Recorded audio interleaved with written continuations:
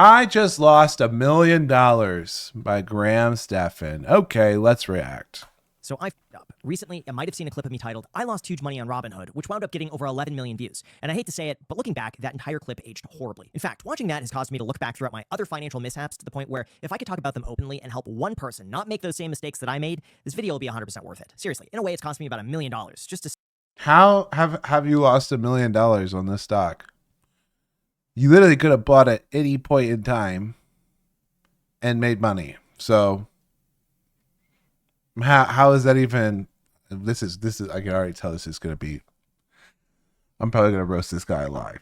sit here and make this video. So hopefully I can help you avoid the same fate. And also big thank you to Surfshark VPN for sponsoring this video, but more on that later. Anyway, let's start with my first mistake, and that would be the stock market. Here's the thing. Prior to 2020, I mostly just invested in real estate. But when COVID hit and I saw everything falling 50 to 80%, I believed that would be a pretty good time to buy into areas like airlines, hotels, restaurants, or... That's the whole reason I know who this guy is, because him and Meet Kevin and what's his face got really popular then, buying lots of garbage with very mediocre strategies. And even like Meet Kevin sold big courses for how to stock trade when he had literally only been doing it for like a year and he was sharing his big account when none of that money was actually made in markets. And I don't know, maybe I've got a bias, a bit of an ego, because I've made all of my big income years have been made from purely just the stock market. Not a job, not nothing, not real estate.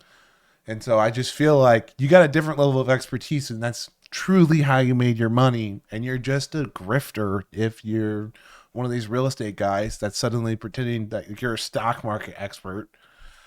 Get out of here. You're not. and so on, Have some humility. That we don't usually get this big of a discount, so I bought in pretty heavy. But to my disbelief, within the first few months, those initial stock picks had increased 50 to 100% in value. And in 2021, I saw Robinhood IPO. And at that time, my thought process was, geez, this seems like a pretty good deal with all the money flowing into the market. So I plunked down about $150,000 at $35 a share. And then shortly afterwards, in 2022, everything came crashing down. So when it hit $20 a share, I bought 2,500 more shares. When it hit $10 a share, I went and bought more shares. But despite me really liking the company, the stock price just kept going down. By mid-2022, I made the decision to sell all of my individual stocks for the sake... This is... I really, really like this stock. And when the thing I really, really liked got cheaper, I decided that I didn't like it at the cheaper price. Do you think he'll take a moment and recognize how unbelievably stupid and flawed that logic is? Do you think he'll have any self-awareness to be like, I'm a moron? The reasons I like this are still the reasons I still like it. And on top of that, it got even cheaper to buy. Like, that should make you want to buy even more of it, right? Has anything fundamentally changed with the company? Or did you never dig into the fundamentals to begin with? You know, is he going to blame? Hopefully he says, I'm just a moron, and this thing was good then, and it was good when it was cheaper, and so I should have liked it even more because I still has all these good things about it, and it's even cheaper. Doubt he's going to say that, though. Even though, I mean, just like, even when you say that, like, don't you realize how unbelievably stupid that logic is? Simplifying down into 3 index funds, and that's it. And that also meant that all of my Robinhood stock was sold for about a 50% loss. Yep, in terms of how that's played out, it's now trading for almost $100 a share. And had I just held, I would have been up more than 250%. Even though I've certainly had other stocks do incredibly well, when you balance everything out between all the winners and the losers, I would have been financially better off just buying into index funds, and that's it. Although the next loss is... That's his conclusion. Really? That's going to be your conclusion. Your conclusion isn't, hey, I didn't put any real effort into... Look, Graham, you've made all your money from houses, right? How much time do you put into researching a house, researching the broad market, research what's going on, research how much it's going to cost to fix up, what's the return on that, what's the cash flow if you're cash flowing these? There's a ton of effort that goes into this. And you think you're going to have performance on the stock market not putting in that level of analysis? Not doing that, you're going to get out what you put in, dumbass. But this stuff just pisses me off. These grifters. And he's like, you should just buy the index. I didn't really try, and my logic was really dumb. And my conclusion isn't that my effort was low and I got what I deserved out of the market. No, my conclusion is it's not impossible. How did you not learn a lesson? So many people do this crap, and it is so triggering. Something I never could have predicted, and that would be the Tesla Roadster. In 2022, I made the decision to sell off my Tesla stock at $314 a share to buy a 1 of 26 yellow Tesla Roadster with 27,000 miles on the clock. To me, everything about this transaction just made sense. I could use my Robinhood losses to offset my Tesla profits, use those Tesla profits to buy a Tesla Roadster, and my bet long-term is that the value of the car would outpace the value of the stock. After all, the Tesla Roadster was the first car from Tesla. It popularized the electric vehicle. It's the only car to be floating around in space. There's estimated to be less than 1,500 of these remaining, and yellow is the rarest factory color. So I thought to myself, the Tesla Roadster has to be a future classic car that's going to be worth a ton of money one day, right?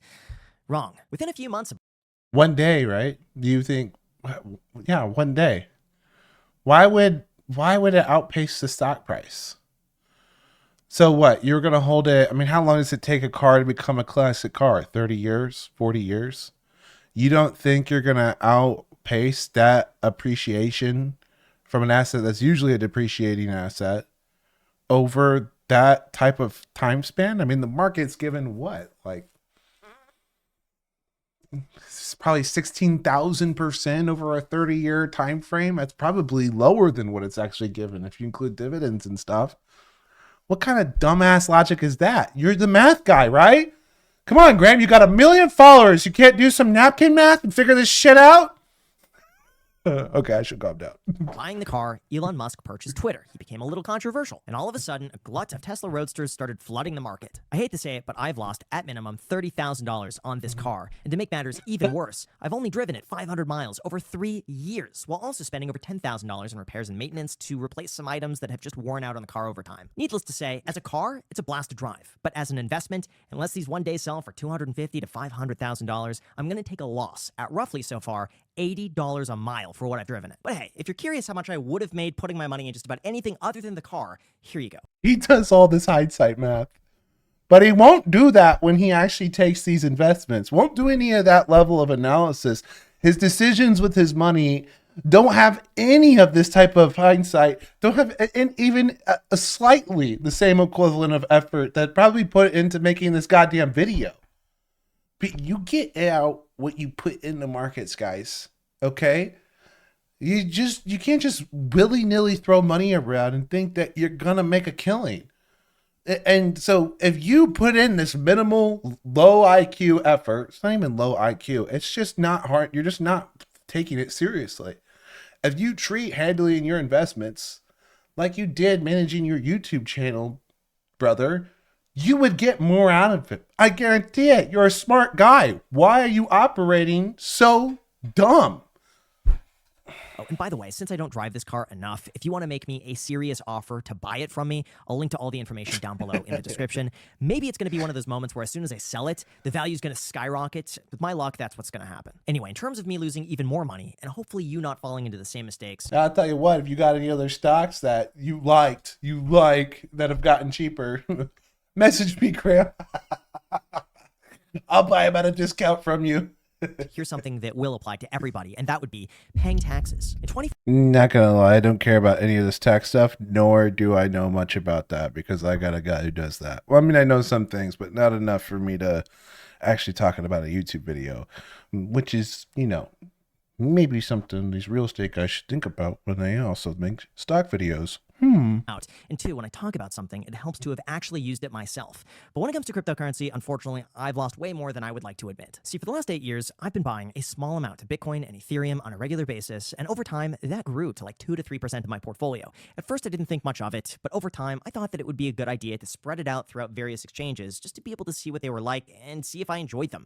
But unfortunately, a few of those exchanges ended up going bankrupt, and in the process, I lost about 3 Bitcoin and just over 50 Ethereum that got frozen. Now, on the bright side, if you could call it that, the price of Bitcoin back then at that time was about $20,000. I invested an amount that I was okay risking, and that was only a portion of my Bitcoin and Ethereum. But regardless, when I see the price today and I see how much all of that could have been worth, it stings to know just how easily this all could have been prevented by sticking with the phrase, not your keys, not your coins, which is something I've repeated on the channel for years and willingly chose not to follow because I thought I was playing it safe by spreading out my money throughout various places. Separate from that, this is also the reason why, more recently, I've just stuck to buying a Bitcoin ETF, and that way I don't have to worry about personal custody, I don't have to worry about any security leaks, and You can just get your own wallet. As you buy an ETF, you add extra risk for no reason, and you limit your upside potential. Whatever. if anything happens, I'm blaming BlackRock. Although speaking of things I haven't really talked about before, my next one is the biggest loss that I've taken on something, and that would be... I mean, to be honest, that's not really that bad. That's me being really nitpicky, whatever. You still got exposure. At least you didn't freaking give up. And I don't really even think you could blame him for losing that money. That's a lesson. Some lessons like that, they suck, but you just got to learn them. A failed business. A few years ago, it just seemed like everyone in the YouTube space was diversifying outside of content. You had Alex Ramosi, Alex Becker, Max Tuning, Nelk, Mr. Beast, Logan Paul. It was everywhere. So I thought, building a business is the way to go. In fact, almost serendipitously, someone reached out at the exact same time that I was thinking about doing this, and we talked it through. The timing seemed right, I liked the concept, and it seemed like a win-win. I could focus my time making YouTube videos, and they would handle all of the back end, because I didn't have the time or interest in doing that. At first, all of it seemed great, but over time, I started to get the impression that maybe some things were being rushed. Perhaps we had to adjust our expectations, or possibly move a little bit slower.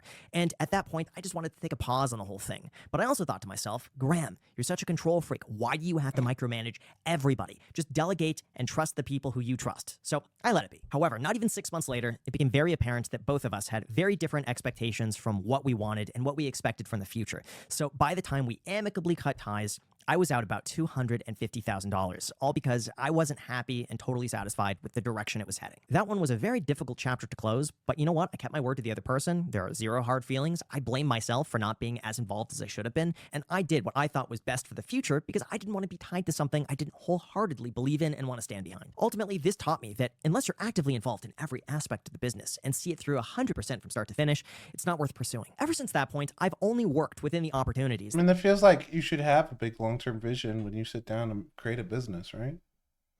When I created NBT, I already had a 10-year plan before even day one. If I was working with someone, we'd done the same thing, right? How much of this... Okay. I just feel like... that I'm willing to give I feel like that's not really insightful information, right? It's like really basic. 100% of my attention to. But unfortunately, that means it was also too late for some other investments that I made in the past, like with private equity. Now, maybe it's still too early to tell how all of this is going to play out, but so far, angel investing in startup companies has been one of the biggest regrets. Like, here's the thing. In my email, I get about a dozen requests every single month from people wanting me to invest in their businesses, and in the very beginning, a few of those looked very promising, so I figured I'm going to invest in some of these and give it a shot. However, it's important to keep in mind that unlike publicly traded companies, startup investments are completely illiquid. You have no control over how that company is run, and unless they get bought out by a bigger company or they IPO, you're stuck in it whether you like it or not. Well, in the beginning of my private equity journey, I invested in just over a dozen startup companies that I thought had a lot of potential, but looking back, I would have been so much better off just sticking to buy and hold boring index funds. Even worse, I've tried cashing out of a few of these just to be able to take the loss and move on, but I'm locked up. And of the one I could possibly sell, I'd have to take about a 60% loss on it to sell it on the private market, which at that point, I may as well just hang on to it to see what happens. Now, of course, I mean, did you not know that going in? I mean, if you did not know that going in, then this is just yet another example of you not planning for anything. I just don't understand how you make this video and you make all these mistakes, and the only conclusion you have is nothing that you yourself can improve on, or errors that you've made, or any of that. It's just like, I should just not put any extra effort and just buy an index. And you should too, because is that not lazy? Am I crazy? I know I'm not crazy because I'm making a fucking killing on the market because I work my ass off and pay attention and plan, which this guy's smart enough to do. He told you how much he lost per mile on the freight. Even that little bit of math, if applied to Robinhood, would have kept him in it. Which, I mean, honestly, how much even work is that? That's like maybe a few hours to check if your thesis still applies. What's the trajectory? What's the growth rate? Is there any reason this could go to zero? No. I can tell you, actually, I know for a fact that has not been the case for Robinhood. And plenty of people held all the way through that. Plenty of people, the early startup investors, haven't sold anything on this company. Even at $104, they're still like, this thing's going higher. Because they actually had real convictions built off real research. And their conclusion during the trough wasn't, oh, you should have just bought the index because blah, blah, blah. Their conclusion was, wow, it's even cheaper now. I can make even more money. Because they used their brains. Fairness, this is just the nature of private equity. About 90% of startup businesses fail, and sometimes you only have one home run that makes up for all the other 20 losers. But if I could go... I mean, that's how it's the same thing with like, private equity is kind of like buying option lottos, like buying a SPY daily. Like you're gonna have a shit win rate, but the one that hits can hit for like 1,000%, or private equity, you're talking about even more than that. But you better have exceptional faith in that team, because really it's the team. Like, how awesome are these people? Are these people freaking killers? They're geniuses, and they have some business expertise, maybe a little bit of a track record, or maybe the idea is just, you gotta take, that's a gamble. And I don't want to correlate it to playing poker, because it's not the same thing at all, but it is a gamble. And you just got to allocate the capital accordingly. If everyone had the mindset of, I'm not going to invest in private equity because the index is going to beat it, how many startups would not, what would the innovation look like for this country? If everyone adopted this mindset, the world would not be better off for it. Okay. But luckily, not everyone's this fucking stupid. He's not stupid.